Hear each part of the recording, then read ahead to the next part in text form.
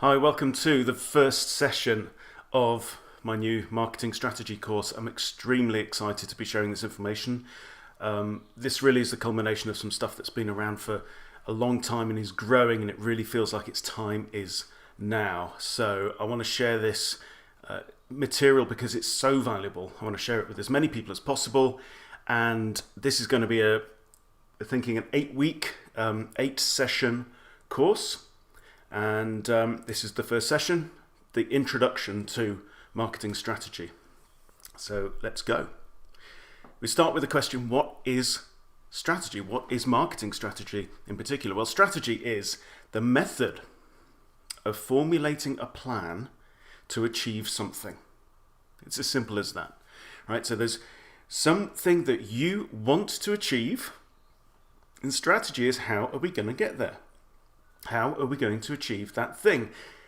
Implicit in that, of course, is you need to know what it is that you want to achieve. And that's not as common as you may think. So how will we get there from here, right? So it's just like if I wanted to go and pick up something I bought off eBay from a place I've never been before. What am I going to do? I'll go on Google Maps, I'll put in the postal code, I'll see how far it should take to get by car, and then I'll use my sat-nav or Google Maps on my phone on the journey, right? And that is strategy. Strategy is, what time do I need to set off? What time am I going to get there? What are what could happen along the way? The thing I want to achieve is I need to be at that place at that particular time. And my strategy is, how am I going to get there? Simple as that. Okay, so that's strategy.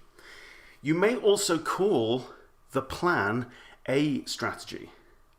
So there's two different meanings of the word. One is the process that we follow to come up with the plan, and then you may also call the plan itself, this is my strategy that I'm following, and that's great. But the distinction is very important for reasons that we'll go into. It's important to distinguish between strategy and tactics. Strategy is, this is how we are going to get from here to there. It's like you formulate your strategy before you start. And when you've started, that's the time to stop strategizing, and that's when you get into tactics. So tactics are concerned with the day-to-day decisions, the day-to-day actions, the responses. If this happens, then what will we do? Okay, so in marketing terms, something like a one-time offer is a tactic. That's not a strategy, right? A one-time offer is something that you plan.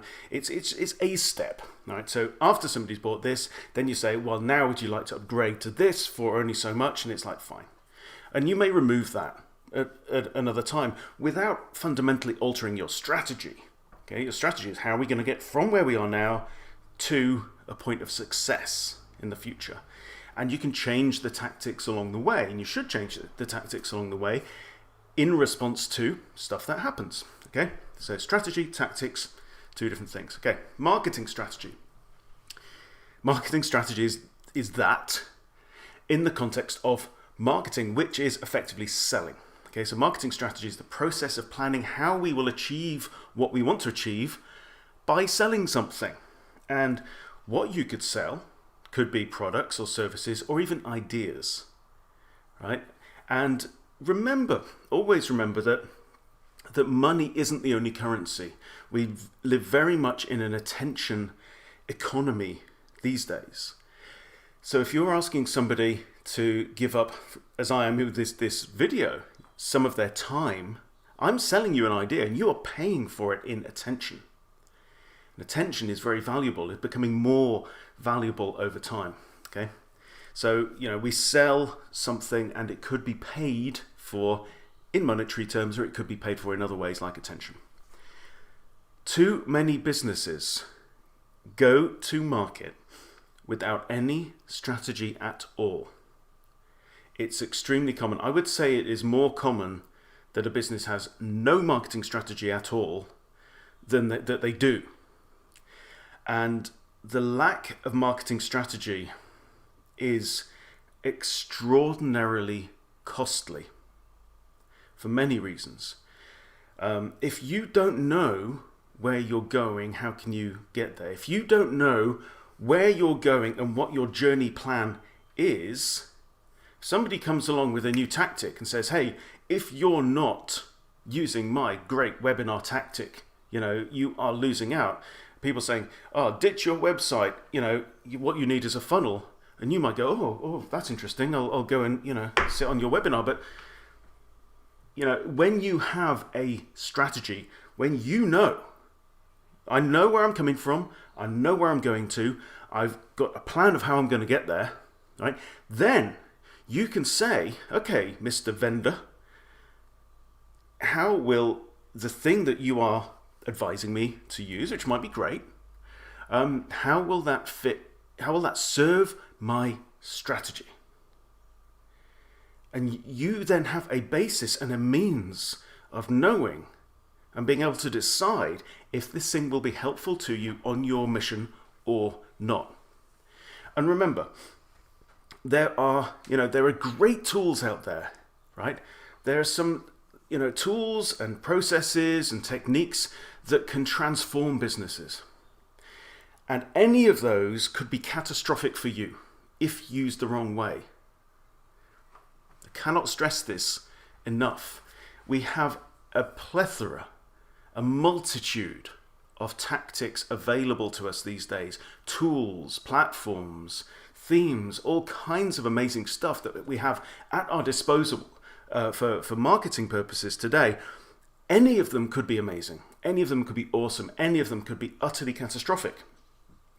You could devote all your time into mastering Infusionsoft or something, but if it doesn't serve your strategy, that time could be wasted. So why is strategy so important? For this reason. This quote comes from Seneca the Younger, who was a Roman, a Spaniard originally, Roman, thinker and writer and part-time stand-up comedian in the 1st century. He says, if one does not know to which port one is sailing, no wind is favourable. And I love this quote. I've used this quote over and over again. If you've read Save the Pixel, you will recognise it. But this quote really sums up the importance of strategy in one sentence. If you don't know what your plan is, how do you know, how do you make those tactical decisions? How do you know which wind to take? Will this decision on this day serve me or not? And without a strategy, you have no way of knowing whether it will serve you or not. So strategy, extraordinarily important. So how do you do it? How do you come up with a marketing strategy? Obviously, that is my goal with this course, to help you figure that out. But here's a high-level overview. First step, where are we now? Right? What is the situation right now? You have to be honest about the situation right now. Second step, exactly where do we want to go? It's like setting out for a long walk. If you want to go through the mountains, right? You need to know, where are we going to go? How much time, how much energy is it going to take to get there? Will we need to stop along the way? Will we need to take food, water, other equipment in order to be able to get there successfully, right? Or you can just set out, get up in the morning, put your backpack on, and clear off out into the hills, right? Which may be great. You just wander around, hopefully find your way back, but you may get lost, you may run out of food, you may run out of light, you may have an accident. All these kinds of things could happen. So managing risks is very much part of what strategy is about. You have to know where you are starting from. You have to know where you're going to go. So where you want to go is your objective, and that gives us the problem that we need to solve, right? Because your strategy, your plan, is a solution to that problem. Okay, and then the third step is going to be what needs to happen in order to get there. Right? If we're here, the thing that we want is over there. What are the steps? What do we need to cross? What's the first thing that needs to happen? What's the second thing that needs to happen? Very, very simple. And that gives us then the shape of the solution or the plan. In other words, our strategy. But you can't jump to step 3. You can't jump to how do we get there from here if you don't know where here is and you don't know where there is. Okay.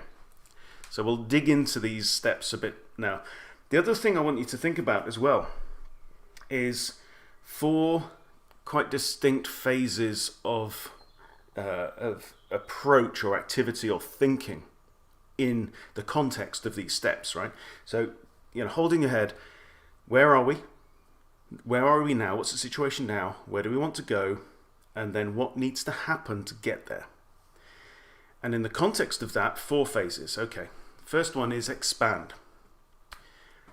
You have the luxury, right? When you are not delivering your strategy, when you're not rolling it out, you have the luxury of being able to consider multiple possibilities in a relatively cheap way because it's a thought experiment, okay? So the first thing we do, this applies whatever phase your business or project is in, you think expansively. What that means is you ask questions, you explore, you consider various possibilities. What if? Is it true that? What about?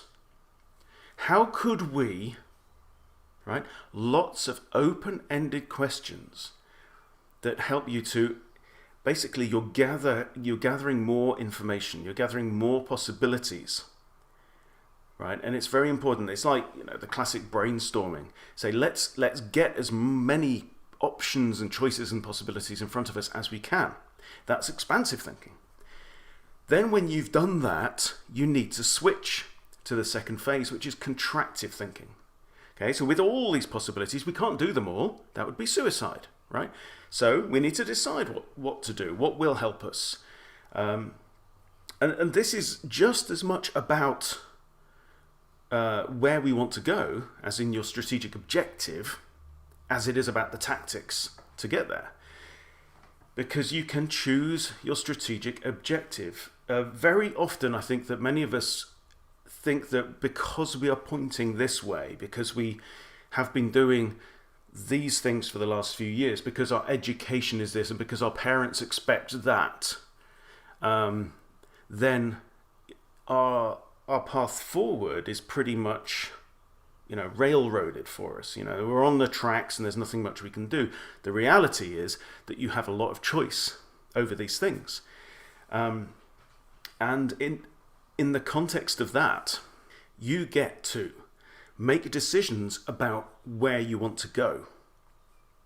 And it doesn't have to be the most obvious thing or the default thing, right? So we come up with lots of possibilities, and then out of those we evaluate what the possibilities are and we make decisions.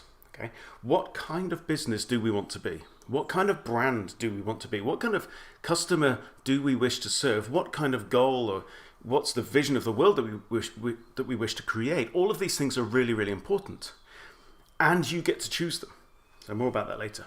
So expansive thinking is very important to start with, so that you know what your options are. Lots of options, and it's also helpful to get more brains involved in that as well. It's actually quite hard to do it all on your own. And then there has to come a point where you say, right, let's stop that. We draw a line under that. Now we have to make decisions. We decide where we want to go, and then we decide how we're going to get there. Okay? Third step, implement. Do it. Start your strategy. I know people, I know examples of people who never get out of the strategizing phase. I think it was Voltaire, or someone around Voltaire, who said, the perfect is the enemy of the good. And if you wait and try to make your strategy perfect, you will never, it will never be realized, because there is no such thing as a perfect strategy. Part of the reason is because everything is based on time, and there are things that you do not know until you set out on the journey, right? The weather may change. You have no control over that. But what you can do is plan, right? So part of strategizing is planning for the unknown. And there comes a point where you can't plan anymore. You just have to start, right? We think we have the information we need. We know what we don't know to a degree. So we know what we may have to figure out or be alert to, pay attention to, be open to on the journey, and we're going to set off. And that's the way to get there. That's the optimal approach. You have to start, right? And then the fourth step is to review your strategy periodically. Both of these words are very important, okay? The importance of reviewing your strategy is stuff changes, right? Life happens. Things will happen along the way. The market will change. The economy will change. The culture will change. The only thing that we know for sure is that change does happen, right? We can know for sure that, the possibility of there being no change is zero. Stuff will change. We will respond to that change. However, you can't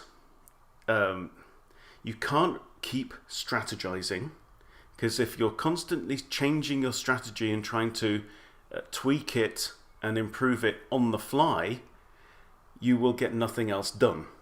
You can't roll out your strategy if you keep changing it. If you imagine, right, so I set off to pick up my eBay thing that I've bought. I got to go to Derby or whatever it is. And I set off and my sat-nav says turn left, and off I go left up the lane. If my sat-nav then decides to recalculate the route for no particular reason and thinks, actually, I think it might be nice to go via there. And it says, no, turn around, we're doing something else. It's like, that's not going to be optimal. Right?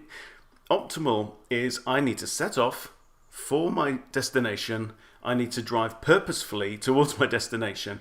And if something happens along the way, right, things change, I need to stop off for fuel or whatever, then I can make those decisions along the way. There are tactical decisions to be made. But I can't stop every mile and check whether I still want to be doing strategy number one, because that would just be stupid. It wouldn't be optimal. Right, so we've got 3 things that we are doing that we need to, 3 steps. Be honest and figure out where we are right now, figure out where we want to go, and then figure out how we're going to get there.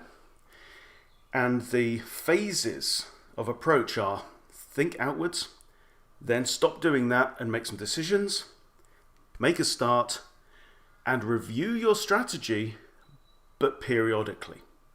Okay, and this will obviously have implications for anybody who wants to deliver marketing strategy for clients, because we will be seeing, as this unfolds, we will be seeing the shape of what a marketing strategy service might look like as well. So you may want to bear that in mind as we go through. 2 very, very important things which we've already touched on. One is you can reframe your problem. The problem is, how do we get there, right? And it derives from the strategic objective that you have. You do not have to accept the first strategic objective, the first goal that comes into your head, right? You may have had it for 10, 15 years, doesn't matter. You get to choose that objective to make sure it works for you. If it is your own business, obviously. If it's a client's business, then you need to help them to find the objective that works best for them. And then, that then reframes the problem. The second thing is, you also get to design the solution. So if that is the problem, does that work for us? If what we need to do or what needs to happen in order to achieve that objective, does that work for us? Do we want to go through those steps? Do we want to engage in those activities that need to happen in order to get there, right? How does that feel? If it doesn't work, then you get to reframe that. You get to change it, right? And there are always multiple ways to get to any endpoint. There's no right strategy, right? And that And the reason is because there's no such thing as perfect. The perfect is the enemy of the good. What we want is a good strategy, and we want to start implementing it, and we want to learn as we go. Okay? You can reframe your problem. You can design your solution. You get to do that. It's fine. It's okay. Okay? So this should be very, very empowering. Now, remember we talked about how strategy can be a process and also a product of that process. So we go through this process, these 4 phases of thinking and these 3 steps, okay? And we come up with a strategy. So we do the strategy work, we strategize, we come up with a strategy. That strategy is, by definition, always 100% of the time context sensitive. Because it always depends on who we are, where we are, like the context, where are we in time and space. It depends on where we want to go, and it depends on what resources we have, and our competition, and the risks, and so on and so forth, right? All of this stuff matters. All of these things make a completely unique problem space, a completely unique situation. And for that reason, right, you cannot buy an effective strategy. Okay? Work with me on this. A strategy is a solution to a particular problem, right? That is about how can this business or brand or organization or whatever get from its starting point to its desired end point, right? You come up with a plan for that. That is a strategy, right? Now, that strategy may fit into particular patterns. It may reuse elements that have worked before, and that is a good thing. It's always a good thing. One of the stupidest things in the whole of marketing is the idea that uniqueness has any inherent virtue at all. It doesn't. Uniqueness is, just look at nature, right?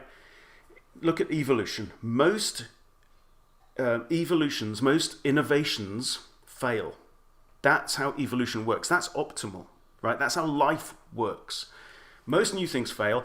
80% or whatever it is of new businesses fail in the first 2 years, okay? That's the way it is. That's natural. That's right. That's okay.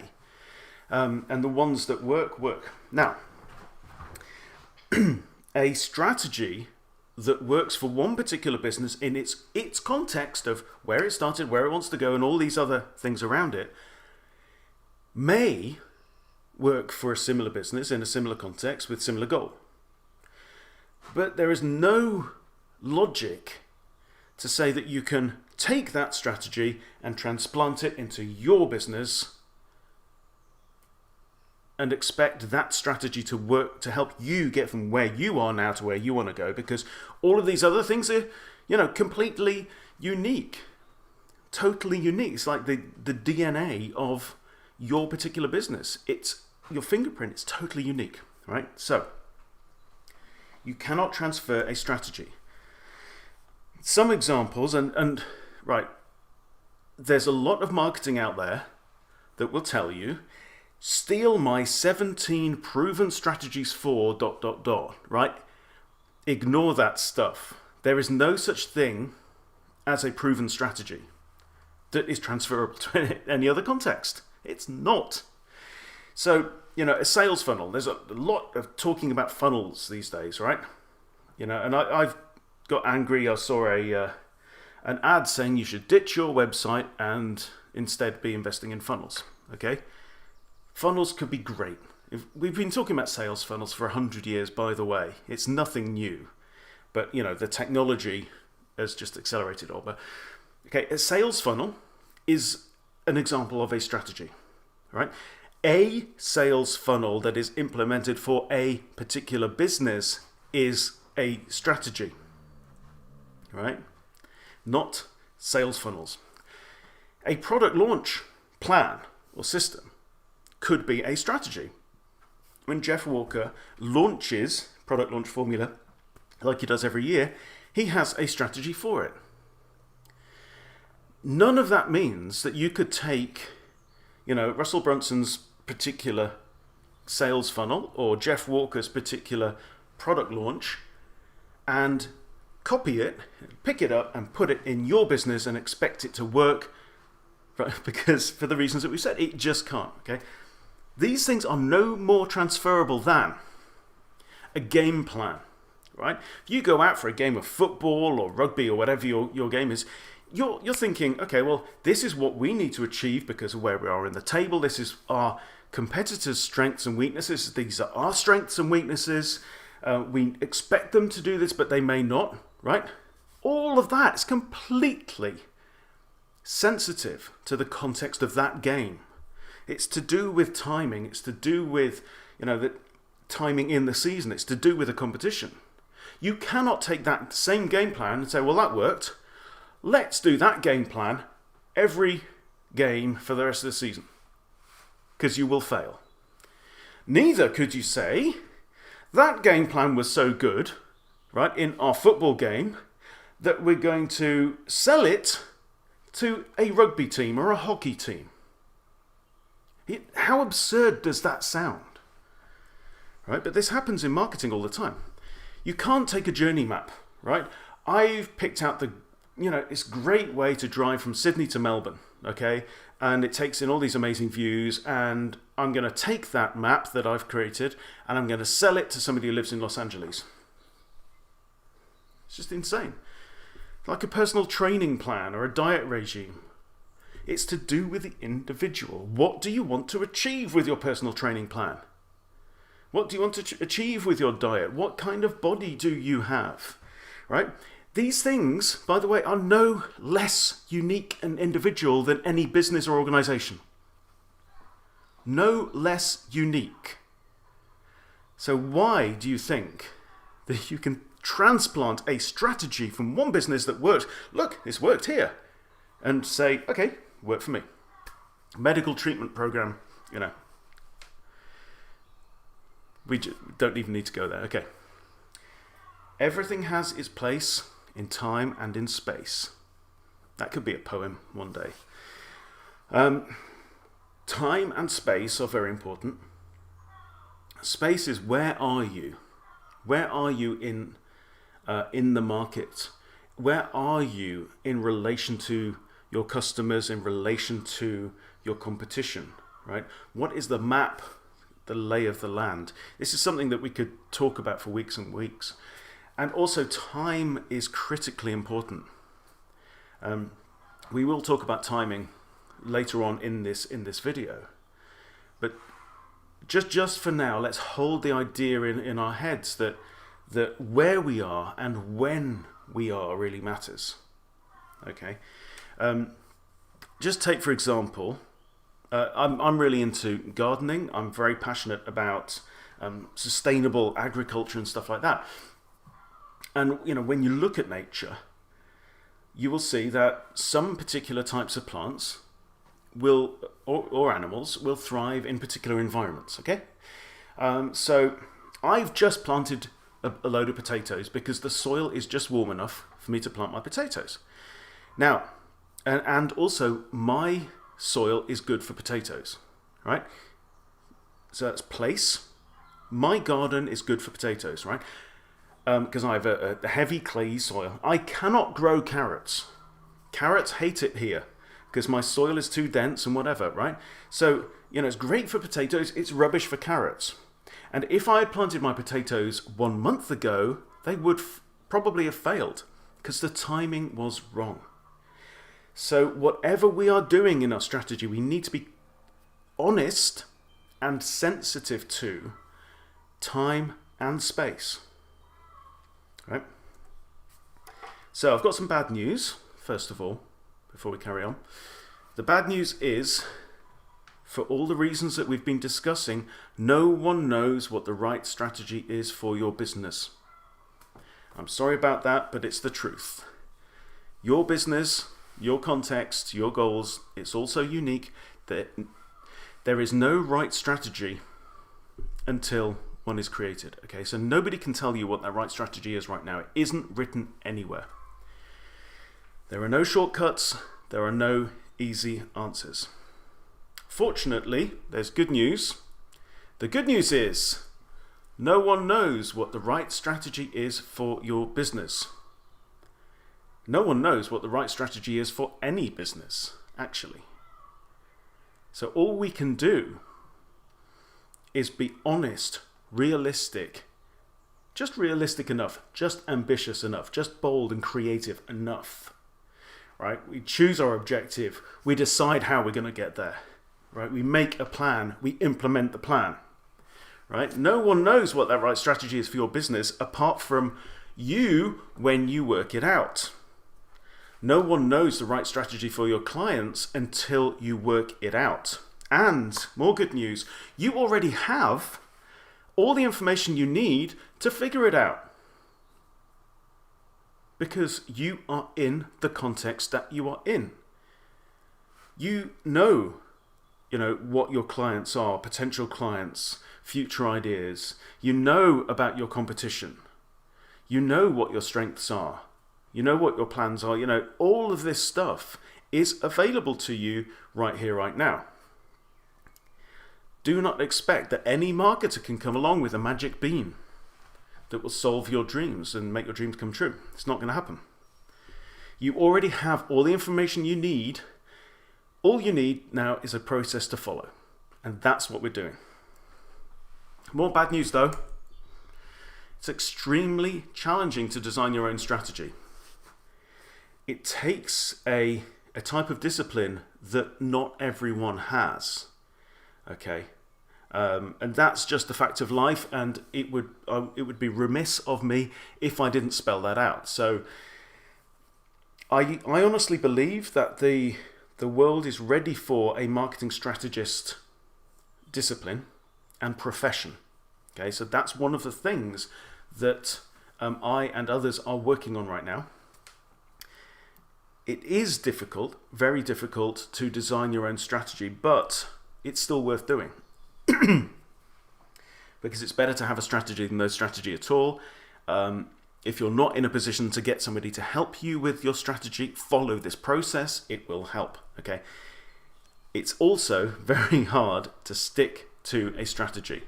I'm extremely bad at sticking to a strategy because I'm an ideas person. That's what I do. I'm always looking for freshness, newness. If I look back over my career, it's so many things. If I'd stuck to that particular thing, I would have been a multimillionaire, but that wasn't the right thing for me at that time. Anyway, marketing, and in fact, business as a whole, there's a metaphor that comes from this book, that business is like a flywheel. Incredible book, one of the best books I've ever read on business by Jim Collins. It's called Good to Great. What Jim did was he looked at stock market figures over, I think, about 50 years. He had a whole team of analysts, and they looked for businesses that outperformed the stock market by a remarkable level of performance, right? And then what he did was he said, okay, well, what is special about these businesses that sets them apart from the rest? And he analyzed, I think, 7 factors that all these great businesses had in common and that normal or good businesses didn't do. One of the things was that they appreciated, and it was part of their culture and their whole approach, that their business is a flywheel. So imagine you've got an enormous metal or stone flywheel and it's stationary, and you put your shoulder against it and you lean on it and nothing happens. And you keep pushing and you keep pushing. Gradually, millimeter by millimeter, this thing starts to rotate. You don't stop. You keep your effort in that direction. Keep pushing, keep pushing. Then, inch by inch it's going, and then it's starting to trundle around. You keep pushing, and eventually that flywheel will have a momentum, because you've been doing this one thing that is the right thing for so long that the thing takes on a life of its own. It has this momentum that almost can't be stopped. Sticking to your strategy is extremely important. Being aware of when it may need to change, either tactically or fundamentally, is also important, but not probably as important as seeing the job through. Literally lean on that thing, do it. So I think that part of the role of a strategist is to keep you on track, to remind you what your strategy is. Now, you can be your own strategist. It ain't easy, but it's doable, right? If you write this stuff down and you make yourself look at it every Monday morning, that will be a huge help to you. Okay, so it's very hard to stick to it for some people more than others. Depends on your personality type. However, the good news is it's far easier to stick to a strategy that you have written down on paper than to stick to no strategy at all. Okay, so it's hard to do, it's hard to stick to, but we should try anyway, basically, is the thing. Okay, so let's get down to business. We're going to look at those first 2 steps of strategy. All right, where are we now? What's the situation now? Where do we want to go? Step 1, where are we now? What is the situation? Now, you could break this down into 1,000 other questions. And if you go through the circuit questionnaire, a lot of those good questions are in there. So go to benhunt.com/circuit, and that will redirect you to the Google Doc. Every question that I can come across that I think is relevant to a marketing strategy is in that document. Okay, what is the situation? All you have to do is be honest. Tell the truth. What is the situation right now? Okay? You can fantasize about what you think the situation should be right now. Okay? But that will be less helpful than telling the truth about the situation. So, some important areas. Finance is one. Right? What funds do you have? What funds do you need? How much cash flow do you need? All this stuff. Brand and any other assets, very important. So how are you perceived right now? What intellectual property do you have? What particular skills or whatever? And all of this in relation to the competition and what you want to achieve, because you can then adjust what you want to achieve. And what is the competitive landscape? Basically, what else is out there? What are you competing against? What do you have to do to beat that competition? I'm not going to go into any more depth than that right now, simply because, you already know, we already know when we have been honest about the situation. Okay, so you just have to do it. This tool may help, the SWOT analysis. It stands for 4 things. What are your strengths and your weaknesses, and what opportunities and threats are out there? This is probably the most elegant tool, because it's so simple, for understanding the situation right now. Okay, what are we good at? What are we bad at? What are our strengths and weaknesses? What opportunities are there out there for success? And what are the threats out there that could mean failure? Just writing those down, talking them through, can be immensely helpful. So where we want to be at the end of this process of step 1 is honesty about the present situation, reality, the reality of it. Okay, we mentioned timing before. Let's talk about it a little bit more. How much time do we have is very important in some contexts. There are some businesses where time is just not a factor. It doesn't matter. It doesn't matter how long we take to get to where we want to go, right? But so you need to be honest in your strategy. Is time important? You may have a real time limit. You may have a cash limit. Lots of startups may raise some capital, and they have to achieve a certain thing in order to be able to raise the next round of capital in order to get to wherever they want to go. Okay, so you might have a multi-phase strategy. Runway is a metaphor that I use to think, well, okay, how long have we got to build up speed before we need to be airborne? Right, that works for me. Another context of timing is, where are we in the life cycle? Life cycle is highly relevant. Remember, we've already talked about, planting crops.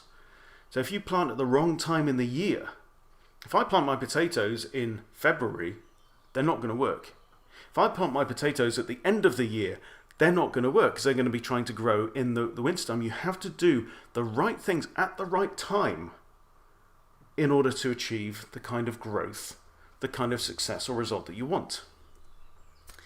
To everything there is a season, right? Quote that has a lot of meaning in that. There are times to do certain things when they are likely to succeed, and there are times not to do certain things. The natural world obviously has seasons and a lunar cycle, and the more you discover about biology, the more you realize how the sun and moon and other things have a huge impact on the way that nature works. But the economy and other areas of life also follow a similar pattern. The Chinese have been talking about this for thousands of years. If you study the I Ching, it has these 64 steps or phases of life that are actually circular.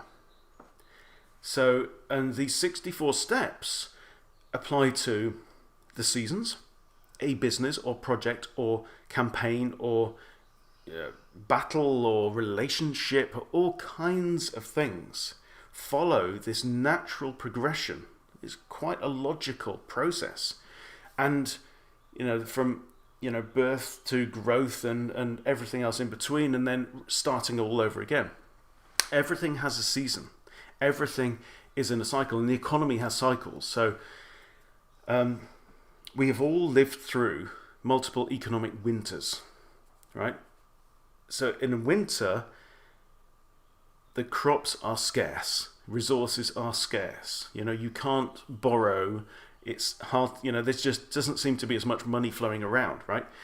And there is always an economic spring following an economic winter, right? When things are hopeful, people want to lend, people want to implement stuff, and that's when you should be planting and stuff like that. Then you've got your summer where everything grows really well. Then you've got the time when you need to harvest. Now, and then you've got, you will always have another economic winter to follow. Farmers, work extremely intimately with the seasons. So farmers know they have to plant here, big growing season, huge effort to bring in your crops and stuff. And then in the winter, you store, you protect, you maintain, you sharpen your tools, you maintain your equipment, all that kind of thing, but you're not outgrowing stuff. And we can apply the same kind of thinking to the economic cycle. And within that, the context of where is your business? Where is your business in its life cycle?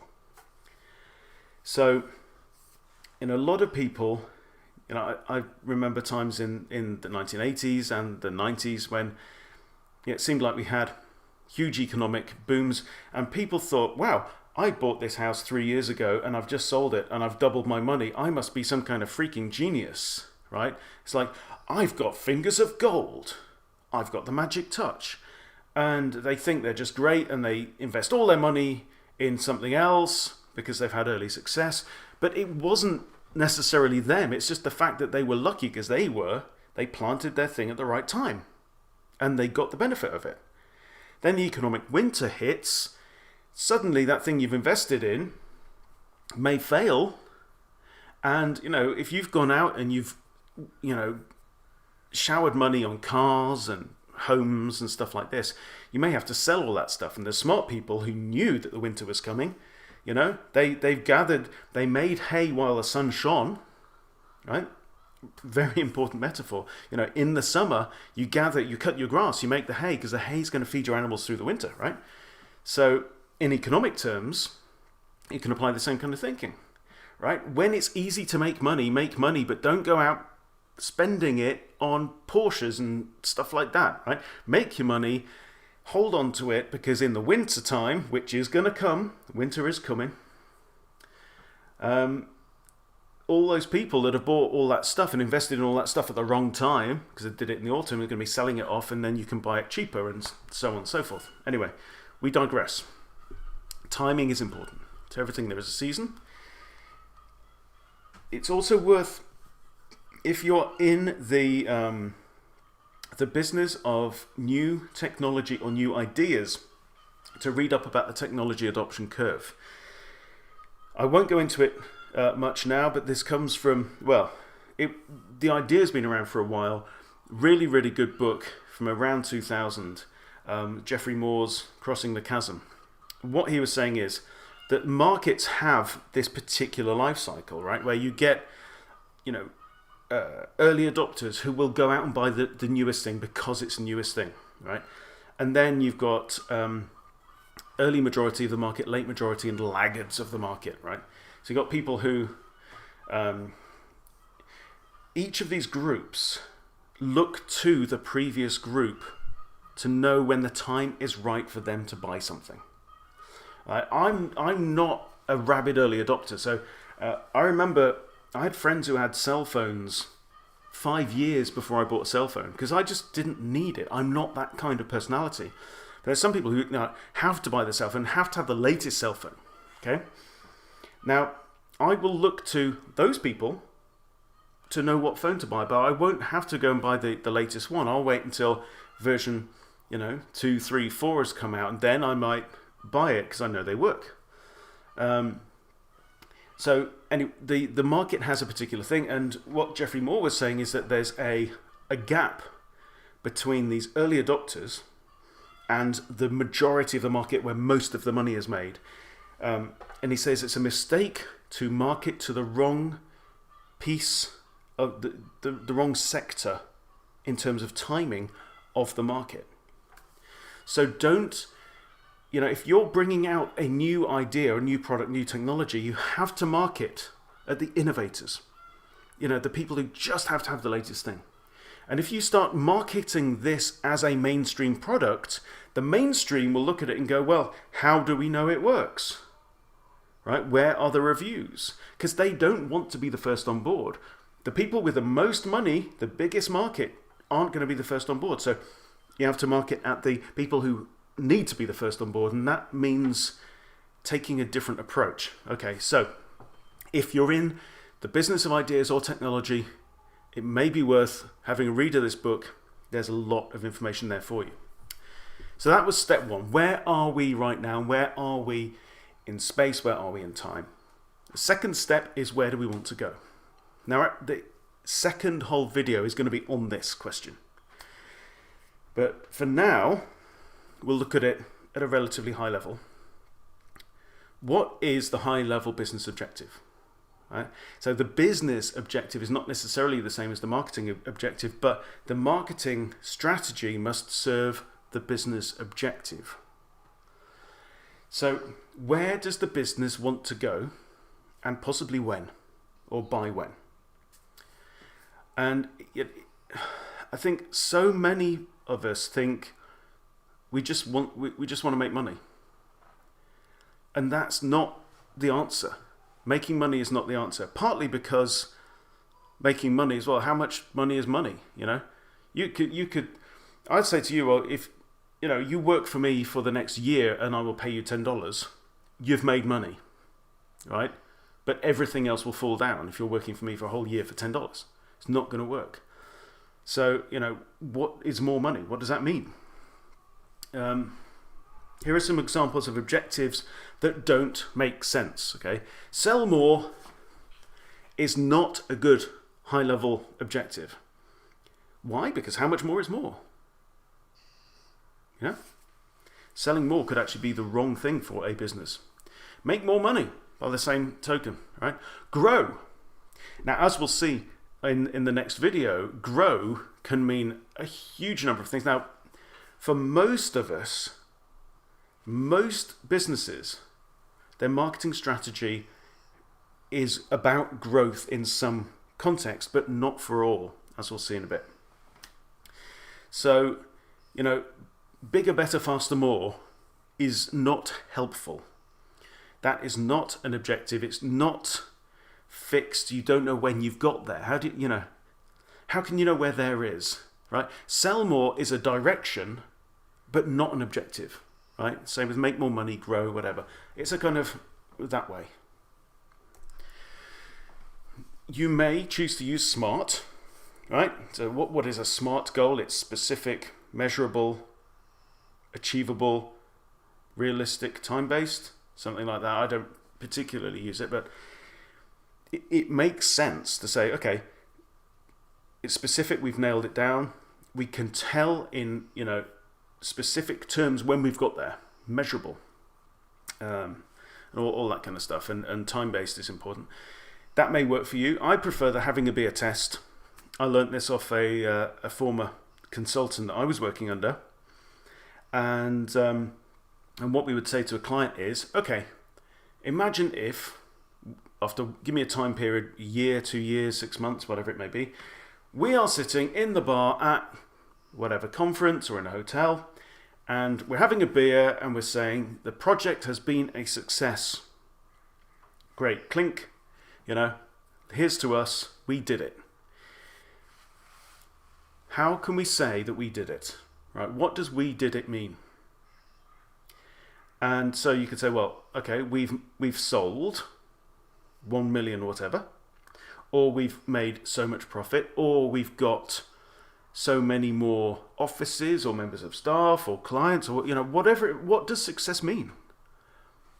And you can answer that for your own business. Because it's you. You get to choose. Right? Is that an inspiring and interesting and appealing goal for you? Or if you're doing it for a client, you ask them those questions. If we do that in this time frame, will that constitute success? Okay. So if 20 new clients constitute success, would 10 clients? Would we still be going, we did it, if it's 10 clients? Okay, what about 15 clients? What about 14? Right? You can use this test to say, well, 14, I'm not really happy about 14. Great, perfect. So now we know 15 clients, yeah? Yeah, 15's good. Right? So whatever it is, like, when can you clink those beers and say, we did it? Right? Another thing that's very important is to acknowledge risk. Not everybody is in the risk business, right? Some of us don't want any risk at all. Some of us are happy to risk it all on a regular basis. I don't know what your situation is or what your client's situation is, so you have to ask the questions. How much risk can we handle? How much risk do you want to handle? And you'll notice that a lot of this stuff actually comes down to emotion. It's not just all about numbers. A lot of it's about how it feels. So, how do you feel about risk? How much risk? What can you afford to risk? What are you not prepared to put at risk? All great questions. So, let's just quickly go over some examples of some specific strategic objectives. Well, categories of strategic objectives. Establishing a business or entering a market is a great objective, right? It's relatively broad. You would want to be specific about it. Well, what does establishing a business look like? So another thing about the timing of businesses as well is that businesses tend to, how some animals tend to kind of grow to a particular limit, then they have to shed their skin and then they can grow again. Businesses tend to be like that as well. They actually have multiple cycles of growth within their overall growth. And so what you find is you get to a certain point and then a significant change needs to happen, which quite often involves investment of some kind. So you need new ideas, new people, more money, something like that, in order to be able to break through into the next level of growth. Okay. Now, so establishing a business is early phase in the life cycle. Entering a new market may constitute one of those, growth cycles. What is needed in order to enter that market? Both valid goals, both need to be more specific. Okay. Survive is a perfectly valid strategic objective if it's real. And this is why we're just talking about honesty. So, we can clink the glasses and say, well, the business is still running. We haven't run out of cash. If that is what success looks like, let that be your strategic objective. Right? Then our marketing strategy needs to serve that objective.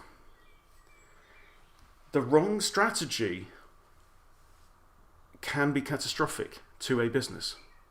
Right? There are some businesses that need to gain clients or market share or whatever in order to succeed in the long term. And if you sacrifice what's really important in the long term for short-term objectives like cash flow or new clients or profits, can be very, very dangerous for a business. Some businesses should lose money strategically. Okay, let's take Amazon for an example. Starting in the mid-90s, Amazon had a business strategy that they were determined to lose billions of dollars on a regular basis. Right? Amazon deliberately lost money by selling books for a few years until when the book sales started to break even, Amazon went into the DVDs market, and now Amazon sells pretty much everything. But Amazon goes out to gain market share. Amazon's game is about market share. They want to be the place where you go to buy stuff online that's relatively mainstream. Okay? And in order to get that market share, because they know that if you're number one, you've got a huge... What's number two after Amazon? No one knows, right? What's number two after eBay? No one knows. So they deliberately burned billions and billions of dollars.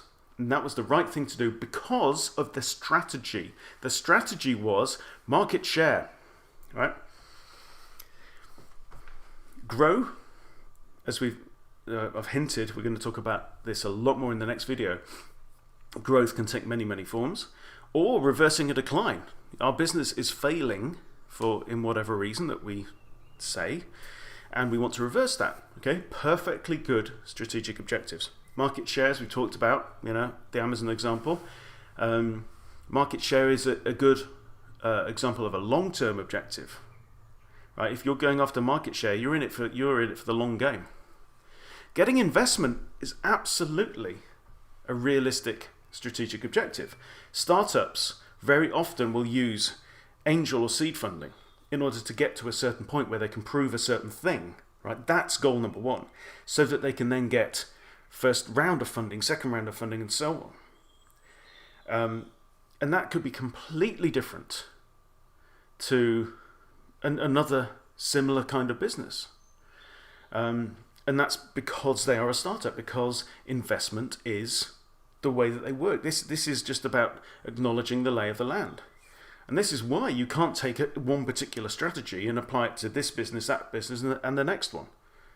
Because these contexts are also different.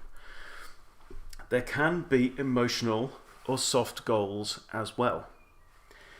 I'll give you an example. Example could be, I've been working my butt off for 20 years doing this job.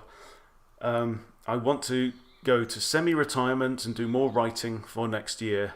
In 12 months' time, I want to be basically living by a lake and just writing, every morning. Right? Soft goal, emotionally driven, perfectly valid, perfectly good. So to say to that kind of business owner who in their heart really wants that, what you need to be doing is you need to be out on the circuit, you need to be running, Facebook Live stuff every day and blah, blah, blah, could be wrong. Yes, it might make more money, but making more money is not the universal strategic objective. So there you go. And of course, exit. Somebody may say, I want to build this business to a certain level where I can sell it, or where I can bring on partners and in some way, or take it public, cash in and walk away. Perfectly valid strategic objective. And there may be others, but again, it all just comes down to the same thing: telling the truth. What are the facts? What's the situation right now? Just be honest about it. And remember, always, you get to decide on what your goal is, what your objective is, and you get to design the solution to get there. And if that solution is not appealing or inspiring, you don't have to go to market with it. You don't have to launch. This is the beauty of doing your strategy now, because it involves grey matter and paper and pen. Right? And you get to change it very, very easily. Just erase the whiteboard and start again. You don't have to be the business that you are now. You don't have to be the brand.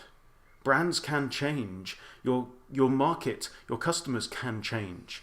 What you deliver can actually change. We're going to be talking a lot about this over the coming sessions. You have all the control that you allow yourself to have. Right, and I'm talking as though we're talking to your business, not for delivering for clients. But the scope of the success of your marketing strategy is only constrained by the constraints that you accept. All right, so we're going to have a lot to say and a lot of stress on the amount of choice and movement that you have. And you don't have to engage in lots and lots of choice, right? Then it may be the case that you've been doing the business that your father did and his father before him, and you love doing that, and you just want to keep it in a state that you can hand on to your own son. Fine, right? If that is the truth, that is the truth. And all I could ask you to do is to acknowledge that there may be other choices, and you can say, yes, there are other choices, and I choose to do this. So you have the control. So briefly, in summary then, the process begins with clarifying where you are. That's the first step. Be honest about where you are. The second step is tell the truth about where you would like to go. And then the third step is going to be how you're going to get there. It's very exciting to dive into tactical things and ideas, but it's really important that we've covered this. Now in the next session, we'll be going really deep into the overall business objective, particularly looking at growth and starting to look at different patterns that strategies can take for getting there. And in the rest of the sessions after that, we'll be looking at specifically how you can get there from here. Okay, but we've done some amazing work already on the groundwork, and thank you very, very much. I appreciate the time that you've spent to come along so far, and I look forward to going through the rest of these sessions with you. Thanks a lot.